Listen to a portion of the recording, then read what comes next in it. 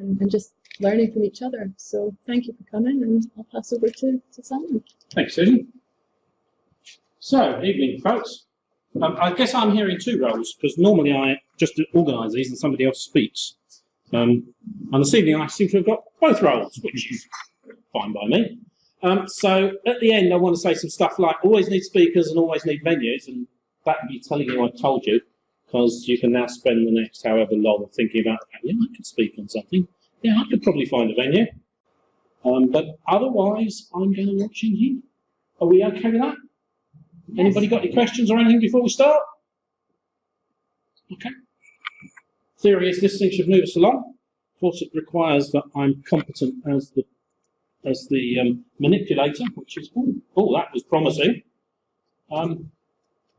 So, apparently, what I want to know is, where was the camera when that picture was taken? Like, if this thing's 10 billion light years across, how did somebody get over here to take that picture?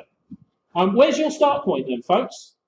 Where are you at the moment? This requires that you contribute some vocal stuff. So where are you at the moment in terms of agile and governance and gates, and I guess we could use the predictive word, or waterfall? Who'd like to sort of just thumbnail outline, where are you on that continuum, on that landscape? Start off, we are quite firmly in a waterfall. Okay, yes. That would have been an evening conversation. So, buildings and governance, the world looks waterfall, but and the comment there, which I thought was interesting, is agile is the future. Yeah, I think if I was selling shares in agile, that's certainly something I want everybody to absorb. Let's just not forget that we've actually managed for a few millennia without it, or maybe that's a few millennia with it, but we just didn't have the word. Yeah. What does that mean in terms of governance?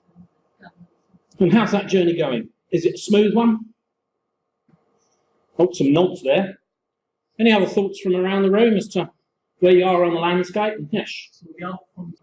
In fact, the guy who wrote the paper, we shouldn't call it waterfall, we should call it predictive, because waterfall is a development method, not project management approach. And the guy who wrote the paper, Winston Royce, said, what you need is requirements code, but we're not very good at doing that, so you better stick design in the middle. So it's actually requirements design code, and we're still not very good at that. So you have to go around a loop, doing it iteratively. And people seem to have forgotten the actually seminal central point of his paper, which is pretty easily findable if you Google Royce. If you Google Royce, you'll get two of them, because his son was the author of RUP, which you might know, the Rational Unified Process, and now we have the Agile Unified Process, and you can trace its antecedents back. Did what we hear from these folks, so in transition, thinking about we're in one environment, but the future looks rosy in a different place, grass is greener. Does that characterise it for most folks? Okay. Is your outsourcer mentally able to internalise what agile means? There is intrinsically no barrier. There's a great podcast by Ken Schwaber on contracts in an agile environment. Although it's so difficult to find, I got it somewhere, and the last time I wanted it, I said to somebody, oh, there's this great paper, hang on, I'll just Google it, it'll be in the first page. And it was like 10 minutes later, I still haven't found it. But there is a good podcast, and it's definitely an audio of Schwaber talking about how you use the mindset of agile approaches in a fixed price contracts environment. All we've done is turn the triangle up the other way. It's not. Okay, so there's some contracty type stuff out there as well. Are we characterising it for folks now, or is there anything left that you think, actually, that's not my world? Okay, so there's this great big word cloud that I got here, which was, which if I click it will go back to that thing you were typing bits into, and it's got all sorts of vocabulary in here, like velocity and done, and there's a lot of stuff in the agile world. I read the PMI's book on it recently, the one that came out with the 6th edition of the PMBok. And chapters 5 and 6 were making me gag. I'm angry with agile estimating does this. Sort of the when did you stop beating or when did you start beating your wife type question. Agile estimating does that, and I scratched my head and said, yeah, well, that's good practice. Everybody's been doing that for a very long time. And it wouldn't just be Agile, it's estimating does this. And so we've got a long vocabulary, which perhaps distances things a little bit from the terminology that we're used to, but actually we've got an awful lot of concepts in here that are just familiar. And there is good new insight. And for any set of ideas to gain the momentum that they've gained, you do need something that's sort of equivalent to a religion. You need a cognoscenti who have a cohesion and who are different in some way from other folk. Even if what they're doing and saying is different, they need a vocabulary for it in order to start to generate the momentum that builds a movement. And I guess that movement, having rolled on for, when was Agile Manifesto? 2001? So 17 years or so. That movement's been out there long enough that now folks like Axelos and so Axelos own Prince and the global best practice brand and the PMI are saying, I think you're stealing our clothes to some degree, or maybe they're just saying, hey, we're losing market share and we're commercial organisations. But they're rolling into the centre of things in a way that I think is perhaps seeing some softening of some of the barriers to entry for organisations. And I don't want to turn this into a soapbox evangelisation, but I was part of the pilot for Prince 2 Agile Foundation that ran last month. I took about 30 people through the exam there. And I think in a corporate setting, it's got some particularly attractive characteristics, because you can go and talk up there with the credential of this has got an organisation behind it that is the publishers of Prince. Now everybody can be rude about Prince and the like and say, oh, we don't want any of that bureaucracy here. But now you can say, but we've got a good excuse for throwing the bureaucracy away at the same time as bringing the Agile in. So my start point really is to say, I think the things that you've just been saying about the environment are pretty typical of most organisations. People are either adopted it at the ground level and they're having difficulty filtering it up the organisation because there's this vocabulary that forms a barrier, or they're curious about it, but, you know, will it change my life if I dabble? Maybe I should stay away. Or they're at the sort of cusp of saying we want to take it on, but we don't. We hear so many horror stories of people who have gone taken the wrong steps as they've tried to do this. So we're cautious. And then we get both PMI and Axelos saying, well, we've got some guidance for you that might make it easier for you. And that, I think, brings the sort of late adopters into the marketplace rather than the early adopters. And if we were having a marketing conversation, we could talk about the differences between early and late adopters, but I won't do that. So, as we go, if you want to enter, so that URL, that code, if you've got your name in already, you're there. But if you want to add any thoughts to this page, it's the second page of the one that said enter your name. Or if you want to get to the last one and put your questions, equally you can interrupt me. But when we get to the end, I will pick the questions up. And if you stick anything up there, I will check it before we get to the end just to see whether things... So if we're going through something, you think, well, what am I hearing about that again? The other thing that I'm going to try and do is not occupy you for more than about 50 to 60 minutes, so that there is actually the opportunity for networking, because I always think 2/3 of the value being here is not listening to the idiot. I'm not listening to the person at the front, it's managing to talk to everybody else in the room. I love that picture.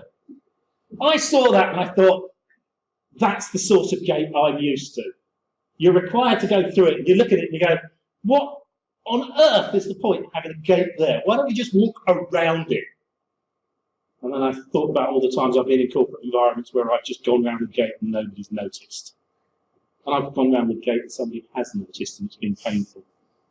So, yeah, maybe we could have shut the curtains. But that says, what's a gate? Why have them? Where'd you put them? What are the steps up to them? And what's the status after them? Questions for the assembled company. What's a gate? Not in the context of the picture, but in the context of what we're here to discuss. It's a It's a checkpoint, absolutely. So that's somebody checking. What are they checking? The work of somebody else. I'm going to fill the gaps in on some questions, just so we're not here at midnight. Why do we have them? Let's have an answer from the table at the back over there. Alan's got his mouth full, so that puts the rest of you on point. No, Alan, you don't answer, Alan. Leave it to one of the others. So they don't go designing developing before they decide what the requirements are, so structured phase by phase. Okay. You are aware that that's a very unagile approach to say, so you don't go doing the next step before you've done that. Okay? So, permission to proceed. But I think that's a really interesting point that we got from the back, which I'll come to in a second. Really interesting point that we come from. Many people think of the gating or governance or permission to proceed process as if it's embedded into the predictive approach. And it isn't, it's just permission to proceed. It's like, is it safe? Where are we going? I don't know yet, but is it safe to proceed? Looks like it. Let's move forwards a bit. I think it's a lack of trust. What do you think? Lack of trust. Frankly, I'm with you. Just that fishy sound. Oh. Thanks for telling me. Keep me safe. If you work in LPS and you... It is a reaction to previous failure, and I think there are elements of lack of trust. But you have to turn it the other way up too. That says if you're, and let's just characterise it at the top of the organisation, you have legal and other obligations to the owner of capital. It's interesting you're standing in this building talking about share ownership of capital, isn't it? But you have legal obligations as the owner of the capital to provide governance, which at least means asking the questions that say, where are we? Where have we come from? Are we ready to move on? And I would suggest to you, often the checkpoint question is, what have you done? And I'm also going to suggest that's the wrong question, because the question always should be, are you ready to move on? What have you done might be informative of, are you ready to move on? But are you ready to move on is really the right question. What are the steps up to them? What has to be done by whom? What stakeholders have to do what to get up to and through a gate? Thoughts at the front? On either side? Sign lots of documents. Okay, lots of documents. So where do they come from? The folk doing the change work, the development community? Unless you work in agile LPS and then you have one person dedicated to doing all those documents and the rest of the team work on the agile stuff. That's not very agile to say we'll still produce documents, is it? Maybe the approach should be to say, what is it that we're trying to do at this point, and what's the right way to achieve that? And if it requires documentation rather than communication, then are we in a situation where Agile is a good match for us? I can't. That's not a question I think we can answer in the isolated environment of this room, but that would be a question that would start on in my mind. So we need some input stuff, and that comes from the development community. But there's another side to the conversation that you have to have in a gating discussion. What's the other side? You need well, it might be a product, but you need approval from somewhere. What characteristics does that approval person have to have? Yeah, business is a bit glib. I need a bit more than just business. Mean, scary, nasty. Yeah, I can think of a few steering committee chairs that I've stood or sat in front who might fill that description once or twice, but I don't think that's really a very healthy qualification. They have to have authority. Okay, that typically means they've got something to lose if they get it wrong. Just think about that. Agile is driven as an approach that says, you know, what you've been doing in the past is wrong, and people are people, and we need to respect and leverage the capabilities of the person as an individual and a group, so we should empower them, etc. And then you put somebody on the other side of the table and say, can you make a decision? And by the way, if you get it wrong, it'll be your accountability.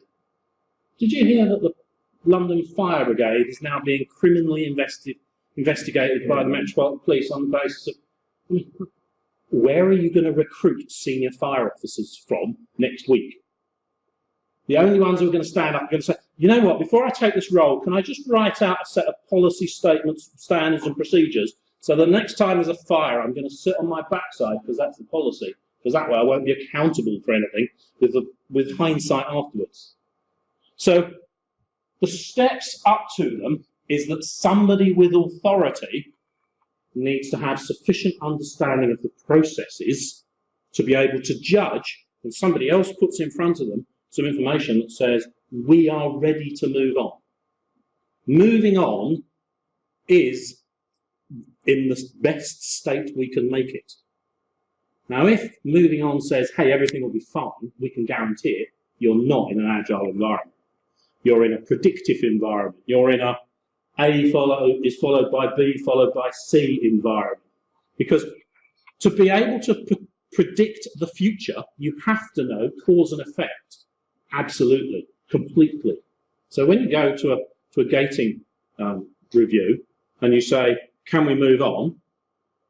Then what you're saying is we've made a prediction about the future.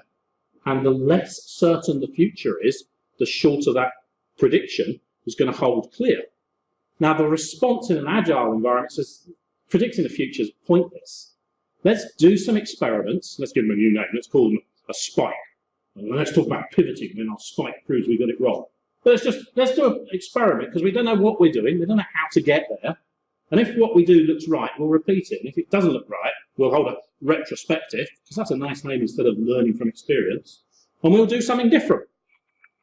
So an agile environment is one where it's not practical to predict and we still want to be in control. And if we want to be in control when we don't predict, then what we have to do is be reactive. So we build structures that allow us to be reactive, like we have a daily stand-up meeting. So that says, what did you do yesterday? What are you going to do today? What's getting in the way? Because that's about, I have run projects where we didn't do a daily stand-up, we held them about once an hour, because we didn't know where we were going. What's the status afterwards, after you've held a gate? Say again? Yeah. Green. Reminds me of watermelons, that's stupid. You do know the watermelon projects, don't you? Green on the outside, red in the middle. Yeah, burn them all. Okay, well, I haven't got the time to share all the stories, but the status afterwards is the development group are authorised to move forwards, and the person who authorised them is nervous. I'm going to suggest, because we've not got that much time, here's a set of gates for you. So I've got Q for qualification there. That's the, could we have enough money to work out whether this looks sensible? And then we've got an S for sanction. So that's the, we've gone and spent your money. These are the results. Can I have approval to actually continue to the end?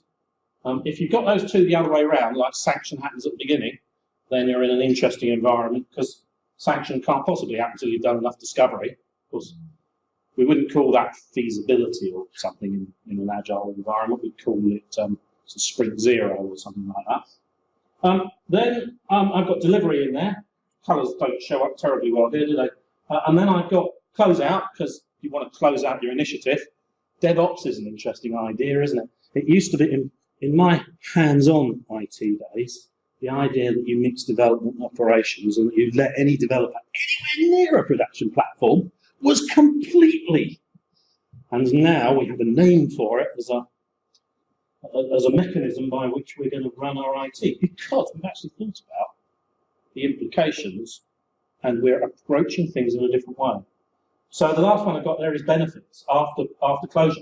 And that's the one where the person who did the sanction is actually being challenged, did you get the money back that you invested?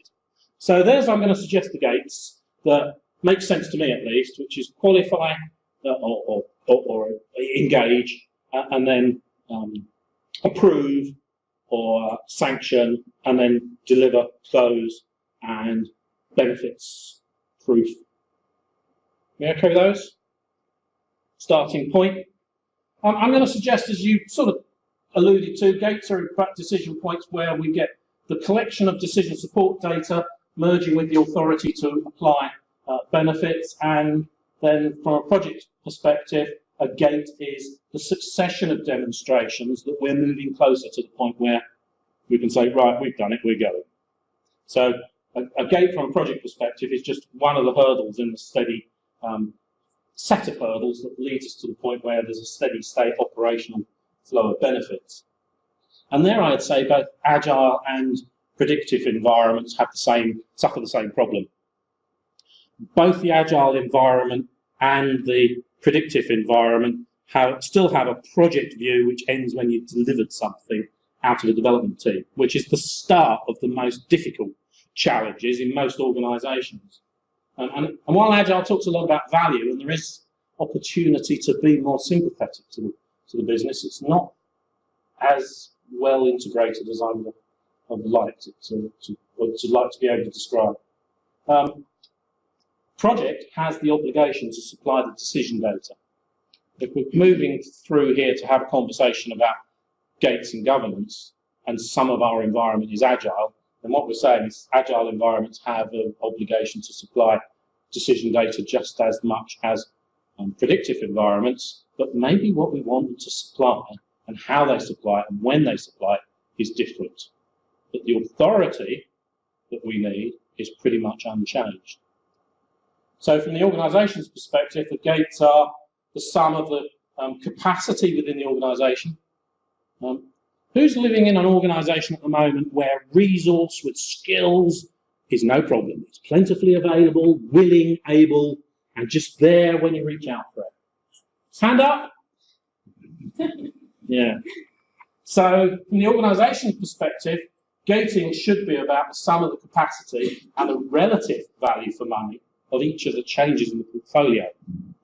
If you don't already know it, at this point you should be saying, oh, I could go and do some research about which agile methods would most support that, and SAFE, Scaled Agile Framework, might be the one to go and have a look at first, from a guy called Dean Leffingwell. It's big as a framework, but it's got some good insight. How do you like that as a picture for agile? Does that sum up agile for you? Is that Caracalix or something? Anyway, I didn't really like that picture. I mean, I like that picture, but it didn't say as much about agile as I thought this one does. So a bit alien, walks on water, probably a bit slimy. So let's ask you lot. What is agile? Apart from a buzzword. At the front, suggestions? Framework. Okay, that's one I can't argue with. It's an iterative approach to trying new things. It's iterative and possibly also incremental. Although you can be iterative without being incremental. Mindset shift. Yeah, what does that? I agree with you. What does it mean? It's a different way of looking at values and other things rather than following a set process, being more responsive to change. That's interesting. Instead of following a set process. Anybody working in a Scrum environment? Do you have a set process? Does it tell you how many hours per sprint you're allowed to do some grooming? No? Okay. So you're not quite at that. But that's an interesting perspective, because many agile frameworks, I mean, if you read the guide to Scrum, freely available from scrumalliance.org in about 26 different languages, if you read that, it even tells you things like you shouldn't be spending more than an hour per sprint with the product owner grooming the backlog. Stand-up meeting shouldn't be more than 15 minutes. First half of the sprint planning meeting shouldn't be longer than second half of the sprint planning meeting. Very prescriptive. Interesting, though. But it is the perception, isn't it, that agile is not as prescriptive. And the development approach is probably more prescriptive. So framework, ceremonies, a mindset shift. You know those folk at the gate reviews who sit down on the side of the table and say, so mine is in the for a, if you get this wrong, tell me what you're trying to do. Well, boss, we're going to have a mindset shift. Oh, are we? Yeah. And we're going to do things on this sort of iterative, incremental, sprinty type, but because when you get it wrong, I get kicked. So what else can we say about what is agile? Adaptive? What does that mean? Whenever it gets terminated, Okay. So being adaptive, should be valued and what does that mean? Constantly reprioritize. Closely working with the customer. Is that something we shouldn't be doing anyway? doesn't really. But it doesn't happen, does it? So, I mean, my objection to Agile in that sense is that Agile says, hey, you know the most difficult thing of all is to get the customer engaged? Hey, let's find somebody, stick a label on them, and say, engaging the customer is your problem. Now we've got the product owner. The product owner says, hey, I'm the product owner. You go, how do you do that role? You go, I don't know. I happen to be standing in the wrong place at the wrong time. I've got this label stuck on me. Well, maybe that's an unfair characterization, but it's a really, really tough role. You have got to be the world's best diplomat. You've got to be the world's best diplomat. You've got to understand all this new jargon and ceremonies and stuff, and you've got to be a subject matter expert in whatever your field is, power distribution or something.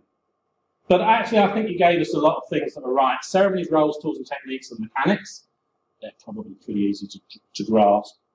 An alternate perspective, which was my interpretation of what this lady gave us. And then we get phrases like time box and flow, whatever that is, and emergent working patterns, whatever they are, and T-shaped team members. And then we get to the philosophy. Well, I think the perspective takes some experience to appreciate, but once you get into it, you can sort of understand. But then this philosophy stuff, like people over process, product over paperwork, I think for many people sitting on the other side of the table, that's a little bit nebulous even when they've lived it. It's still vague. In total, what I would say is it's a way of doing product development. And it's commonly used for IT, but I've been using what wasn't used, called Agile, but has all the same roots for in non-IT environments for very many years. My background was IT, hasn't been for a very long time. I'm dedicated to it. So Agile, I'm going to suggest you frameworks we heard, different ways of thinking we heard. I think what we have to do if we're going to do gated structures and governance is we have to understand how to put these in terms that the folk who are sitting on the side of the table to give the authority are feeling comfortable with. And there's sort of a first conclusion. If you want to bring Agile into the organisation, then you have to create a situation where the senior leadership is comfortable because they are the ones who are at risk from this stuff when it doesn't work as expected. And it very often doesn't work as expected when the organisation doesn't really know what it's taking on. It's an amplifier. So if, for example, you have unpleasant elements of your organisational culture, it will make them more obvious and more difficult. It doesn't get rid of them. Hey, how do you like that as a picture of governance? You can tell where it is, what it is. We okay with that one? Really? No. Yeah, Sharon's pulling the face I think is more appropriate. I preferred that one. Particularly as it showed you how much liquid sunshine there was on the way down. Can you see all of this? So what's governance? Legally, what's the time? What's governance?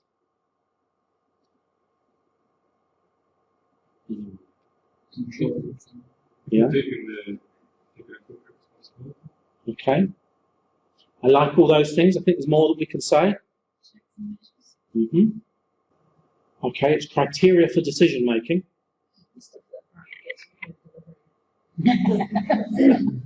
Shouldn't be though. It should be facilitating delivery. It should be the thing that greases the path. Yeah, maybe that's not quite. Greases the rails or something. One of its components is evidence of decision making, including where there's inaction. And maybe that's the driver that drives all your. We produce lots of documentation because somehow you've got to potentially satisfy some auditors later, and those auditors may not be of the skill set that allows them to understand how you were operating checks and balances in a perfectly competent manner because you don't have a pile of paper. In my experience, piles of paper have not stopped me collecting the scars that I have on my back from when I've screwed up, which I've done more than once. I'm going to first of all say it's a process. Governance is a process of setting and enforcing rules. And the rule set that's out there for governance was written before the Agile stuff was written, and the Agile stuff does change the playing field. It doesn't change the aims. I'm also going to say it's care of other people's interests. So governance is there to protect other people's interests, imposed by one group on another, very often for a third group. We could get into the effects of religion here, because how governance is enacted is more or less driven by the religion that's prevalent in that part of the globe. It's information and decision flows. Actually, can you read the word that's written there? I guess at the back you can't. The slides are online. It says pipework. So governance, I'm going to suggest, is pipework. What do I mean by pipework, do you imagine? No, I was hoping for an answer.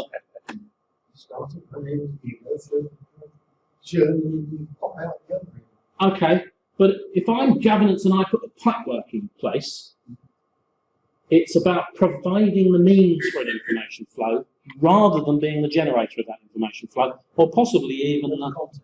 Yeah, I'm not too interested about content. In fact, what I said here, providers should be agnostic, but mindful, knowledgeable about the mechanisms that are used to fill those pipes and the decisions made.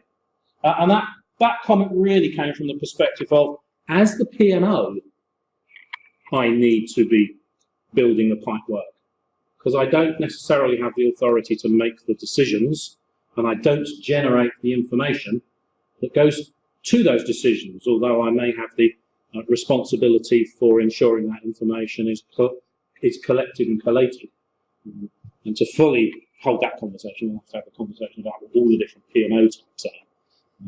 I don't think we've got my fingers and toes to summarise that one. So governance, I'm going to suggest to you, is the process of setting and enforcing rules that flow information through the organisation to the bit that we had at the beginning, which is those people with authority. And actually, my headline here is governance is the exercise of authority, and that's over the day-to-day operations and the forms of delivering change, whether they are agile or predictive or anything else. So now we have agile as a way of doing stuff, and gates are points at which we take decisions, and governance is the way in which we flow information to those decision points where those decision makers say, okay, on you go. Does that sound okay? Is that reasonable so far? Does that make sense? Questions? Challenges? So I said I'd done the Prince 2 Agile Foundation pilot last month. So this is a slide drawn from that. Took 28 people through, well, I took 28 people through the course. 2 of them started saying, we don't want to do the exam, and the other 26 passed, and if you want to do the same thing as them, you can from July. Because Axelos are releasing the live exam from July, I was told yesterday by the product owner. He wasn't entirely confident, but the first week of July was his expectation. So here we go, predictive. Integration, design, build, integrate, accept, and investigate. Design, build, integrate, accept, deploy, maintain. Okay with that? Let's put some gates on it. Oh, let's actually say, if you look in more detail, there's a lot of different work packages going on in investigate, design, And if we look at an agile approach, then we get the smallest component of investigate, design, build, applied. So bad agile, mini waterfall, not going to go down that discussion. But here we've got the earliest possible delivery of something of value to the business. And that's where we want to focus when we talk about agile. Because this is allowing folk to say, yeah, that's what I want, or no, can we tune it a bit? Or thank you, now I'm generating some revenue, I can afford to pay you for the rest of it, or whatever. So this has clearly delivered something hugely earlier than was otherwise the case. If we now look about the rest of the investigation activities, though, look how much later this investigation is happening than it would otherwise have happened over here. And that's a good thing too, because by the time you get down here, you know a huge amount more than you did when you were over here. So that investigation is going to be better. You're going to have a better understanding of what you're investigating. If I put all the rest in, though, what we should note is that all other things being equal, while time to first delivery was dramatically shortened, time to last delivery is actually increased. Takes me back to batch mainframe processing. Time to last versus time to first. Some of us might not be old enough to appreciate that. Good point. Happy to discuss it over a cup of tea. Don't think, unless everybody else feels that that's something I want to hear the answer to, otherwise I'll pick it up with you, because both of these approaches have advantages, they both have disadvantages. In the interest of time, this is the difference between them at the mechanical level. But you're quite right to say that there's a long conversation to really understand the pros and cons of when it is appropriate to use which one. And the advantage here is that this one fails gracefully, I've got some value. This one fails catastrophically, I've got no value, but I spent the money. I just want to put the governance structures on here. So here's my qualification, here's my sanction point when I've done enough to understand, here's my delivery, here's my closure of the project activities, and here's my benefits. And I've got the various stakeholders involved, like the senior leadership, etc. Probably in an agile world, these two are more difficult to see as separate. So qualification and sanction are perhaps actually a bigger commitment earlier on, but a bigger commitment to something that is, as this lady here said, more stoppable. But at least here, you're not making the big commitment till here. Here, you're probably making the big commitment, but the big commitment could say, let's stop at this point. But now we've got a delivery, and a delivery, and a delivery, and a delivery. So this has actually become more significant. There's more of it. There are a lot more interfaces in here. All other things being equal, this requires much more skillful people. This requires people who are becoming teams. This stuff, at least to some degree in theory, can be done by groups of people who will never bond as a team and are following the rule set, the procedural quality management stuff. This stuff needs people who are working together as a team.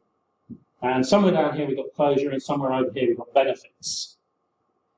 Except that would be following the old model and not recognising the fact that, hey, we delivered all the way back here. So maybe the benefits decision ought to actually be there. In which case that might also become part of the closure decision, because you might close it at that point. But fundamentally, those two life cycles are showing us how the work packages sit against the decision points, and it's showing us that the decision points don't radically change, but some of their positioning might change. Some of the input data flowing into them is maybe amended to a degree, and some of the decision making at the table is amended to a degree. But otherwise, they're not radically different. They're just restructuring of things. I'm going to rattle through this one because you'll get the point. First of all, this is a more mature approach here. So sprints and releases. I'm just going to look at sprint first of all. So we've got the stuff we might produce, otherwise known as a backlog. We're going to work out what bits we want to deliver. We're going to do some work, hold some daily stand-up meetings, etc. And then at the end, we're going to, hey, here's the product we've produced. So sprint review to give it its official label. And then we're going to ask the team, how did you get on? What was good? What was bad? And they're going to say, well, in their retrospective, we did this, that, and the other that worked or didn't work. Actually, this is a delivery gate. You know, it's the same picture I just showed you. This is a delivery gate here. It's just a mini one. And possibly, at least from the team perspective, this is a closure gate here. So on the previous picture, I didn't dwell on it because I'm just thinking about time, but I had, for closure, I had the senior leadership in there with the project manager. Here I've got closure, I've just got the team with, I've still got project manager here, we could have the religious conversation about whether you have project managers in agile projects, and maybe we can rename them, give them a new role and call them servant leader. But there's a delivery and a closure gate here, which is what we wanted in the previous model. And in fact, if I build this out to be a multi-sprint environment, then I've now got 6 gates in this picture for the work that was going on, but they're small ones. They're happening in the team. They're happening with a different audience, but the same purposes and maybe some different inputs. And if I was to do the same thing for the more significant release-based roadmap, vision, strategic type initiative, but still structured in the same fashion, I've got vision and backlog at the beginning here, and then I've got release backlog and then sprint. So this structure here happening multiple times, and if I fill the gaps in, I've got my qualification and sanction, and then I've got all these parallel teams. So scrum of scrums, parallel work. But look how many gates I've got in there now. Is there less governance in this picture than if I was working in a waterfall environment? I'd have said, actually, there's a lot more governance in here. But it's changed its nature. Back to this lady's thing here. It's a mindset shift. And if I'm on one side of the table and somebody says it's a mindset shift, I'm very worried because I don't understand what that means. When I see a picture that looks like this, it says, look, you don't have to come to those boring 4-hour workshops where you're supposed to make a decision at the end. We're just going to hold 55 of them. And by the way, if you want to know what was said in those, come along because we're going to stick all the stuff on the wall that says what we did and why we made the decisions, so it's visible for you anytime you want it. If you really want us to send it, I guess I can get somebody to get their phone out and go snap. What's this person's email address? So actually, I'm going to suggest to you that it's just a different way of looking at what we're talking about. Now, I've got a few more slides to take us through some of this. It's a different way of talking about. It's not too far back. But it isn't actually different in nature. Different participants, different inputs, different outputs. But here's my model or framework. Know your start point. Assess your project's character. There are umpteen modelling tools out on the net. There's a good, there is one in the back of the PMI's ACP guide. I wouldn't say it's particularly good. I think the GAPS, what does GAPS stand for? It used to be Global Life for Project and Programme Standards, and they changed the name but kept the initials because of a clash somewhere. But I think GAPS Programme Management's assessment model is a really good one for assessing agile projects, but there's a number of them. So assess your project's character, so you know which of the two different models and therefore the gating structure and the authorization steps that you want from who, and then select an approach so you set the governance needs, and then link the decisions to the folk in the organisation with authority, and maybe delegate or otherwise coalesce, aggregate, or distribute some of those authorities based on the needs that are here.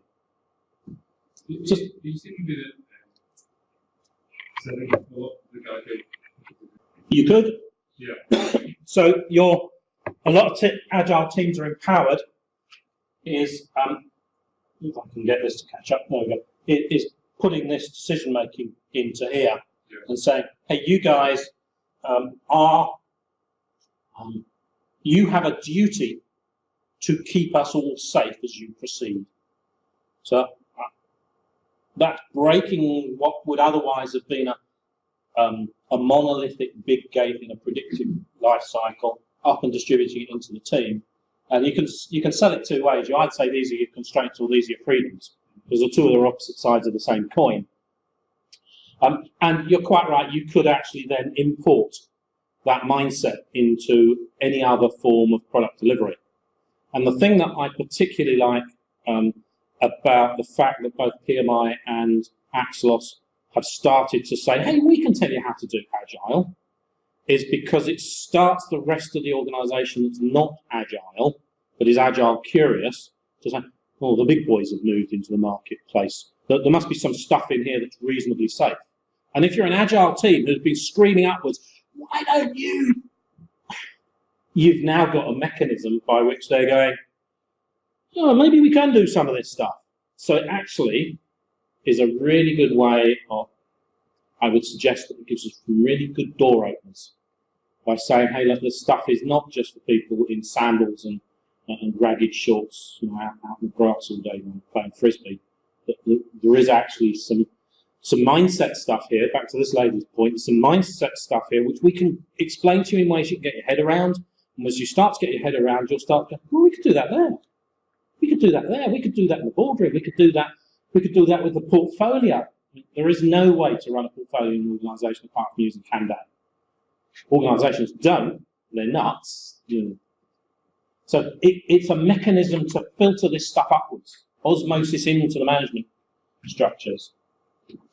That little set that I looked at there, start where you are, respect the status quo of processes and roles, and start with agreed incremental change. Does anybody recognise those 3 bullet points? So they are the 3 of the foundation stones. I think Susan was saying it, maybe. Yeah, they're not just sensible. They're the foundation stones of. Can never pronounce his name, but his surname is Ono, which always seems to me to be Ono. But so that I can't pronounce his first name. He's the Japanese guy who was the author, the father of the Toyota production system, which you probably know. Yeah, him. Say that again. Yeah, there you go, him. What? I still can't get my tongue around it. But he was the guy who revolutionised Toyota's approach, or Datsun as it was at the time, I think, using this mechanism called the Toyota production system, which most people know as lean and has lent an enormous number of ideas to the agile community, to the extent that quite often people now put the two of them inseparably in the same sentence or in the same label as lean agile. And I think this is a good message to take into any organisation where you want to talk to the decision makers, the senior folk, and say, well, look, we must start where we are, and we must start by respecting the status quo. It's done us well, but actually, we can do some things that will change and take advantage of the situation we're now in, and we can agree those in a way that allows us to, if we're here as the PMO, and this is the white hot heat of operations and development is somewhere feeding into that, then that's a good set of steps, I think. There's the gaps assessment model. I think I'm at the end now. There's the gaps assessment model, global PMstandards.org. It's fairly easy to find. That's my spreadsheet of it, rather than, but the standards are very easy to find, and it gives you these headings down the side here. The Agile Practices Guide, there is one in the back of it. The best, it takes 2 minutes to read it, and afterwards you could spend an hour creating a much better one of your own. And what it tells you what you need, and then you can look at it from an organisational perspective. FlashMob has been developing a competency framework, and the URL there to get involved, it's not complete yet, the URL to get involved is there, so I would encourage you to do that. These slides are online. If you go to I'll give you this again, www.logicalmodel.net, AGG, Agile, Gates and Governance, you can get the slides. I'm just going to wind up now with a couple of thoughts. Continuous flow operations, things like filling milk cartons, cars, mass production, building houses, maybe on the edge of mass production, done many times, handcrafted, done a few times, we've got enough standards and procedure that we can repeat it. Complicated or strange projects, handcrafted and tailored, stuff like writing software, and then at the top of the pyramid, things like organisational transformations, one-off, unique, complex, emergent, which is a phrase that really needs some explanation. This stuff in the middle is best done with predictive waterfall approaches. We know enough about it that we can follow a procedure. Procedures can be refined over time. It's the least risk approach. The stuff down the bottom here, production, is where we can apply best practices. It's 100% capable of being handled with proactive, optimized processes, and it's where we apply lean, not as in lean agile, but lean as in process improvement, and Six Sigma as in process improvement. And this stuff up the top here is where complex adaptive leadership, and otherwise perhaps known as agile or lean agile, is appropriate. This is where we need experience, judgment, because we are suffering uncertainty and we need to be adaptive. And if we're going to surround our folk who are equal to that, in procedural processes and documentation demands that weren't designed for it, then all we're doing is suffering all of the disadvantages of an agile environment and taking away most of the advantages by not allowing its benefits to flourish. Up here is about experimentation and discovery, and we are in control by being highly reactive. And that requires a leadership team that's reactive. That requires a leadership team that doesn't move from meeting to meeting so that they don't have time to actually engage in anything else, but they claim to be vital and busy.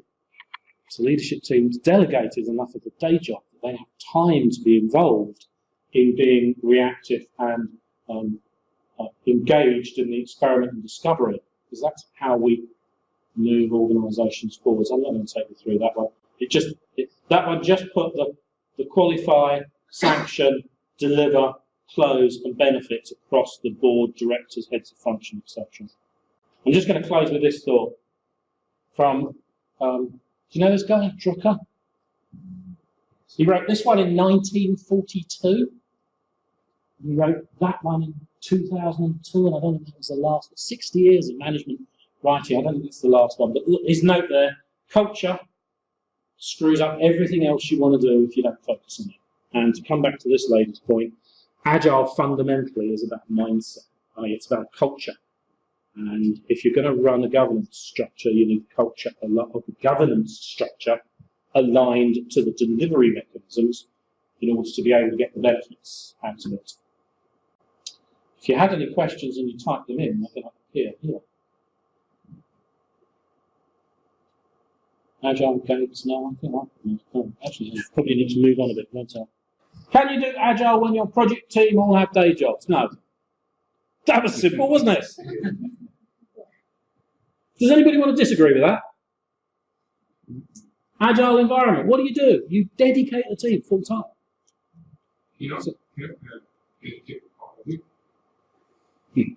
Well, that introduces the idea of churn, by swapping between roles, and the conservative estimates is that by putting somebody in a position where they swap roles, the context switch takes 40% of their weekly effort. So if you make them switch, you don't now have them working 50% on 2 tasks, you have 40% lost time, and the 60% that's left is maybe, so you've taken them from being able to contribute whatever in one place to delivering 30% in 2 places. And then that's not going to then work in an agile environment where your fundamental principle is about swift exchange of information between T-shaped people who can debate and share and cope as things happen. So I would suggest the answer to that one is maybe if you've got 10 years agile experience as a community, then you could start maybe 4 years experience as a community, you might be able to start doing some of that. But even then, I doubt it. And certainly not as a starting point. What was the other question? Can you use Agile when it's vendors who deploy your tools? So, I mean, in my context, is this thing, my first reaction to that is to say yes, you can, but then you have to think about what is it that's the content of the sprint. So if the content of the sprint is the deployment and the development is offline to the vendor who's just invisible up until the point where they deliver, or they're a fully, any agile environment completely envelops, if your suppliers are going to be agile, those supplier people to be part of your team. So if you're going to bring the supplier folk in and sit them at the table in the team space and run the project that way, that would work. And if they're going to just be invisible up to the point of delivery, that would work as well. You have got to give it some thought.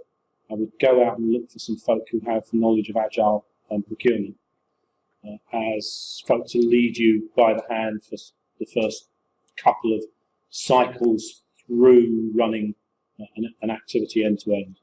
There are folk who particularly are agile procurement. So that's me on LinkedIn. If you want to find me, I'm very happy to link up with folks. I'm very happy to chat. I'm aware that we've got 40 minutes or so till 8 o'clock, and I suggest that we turn it into a discussion across the room with each other and the like, so that we can do some networking rather than talk and sit there in silence while I talk. I'm just going to repeat a couple of things from the beginning. Always in need, in fact, 3 things I want to say. Always in need of venues. Always in need of venues. So if you think you could host an event, please let me know. And actually, it'd be really nice if folk wanted to speak. So I do the organising. Lindsay sort of owns the franchise. I do the organising. She sends out the emails, etc. She turns up in Scotland quite frequently, but not every time. So if you'd like to speak, let me know. If you've got topics you want to hear, then bung me an email and say, Simon, don't want to see you again. Let's have somebody talking about X, Y, or Z, and then I'll source somebody on that topic. There was a third thing I can't remember, so let's just eat sandwiches. Over to you. You're very, very welcome.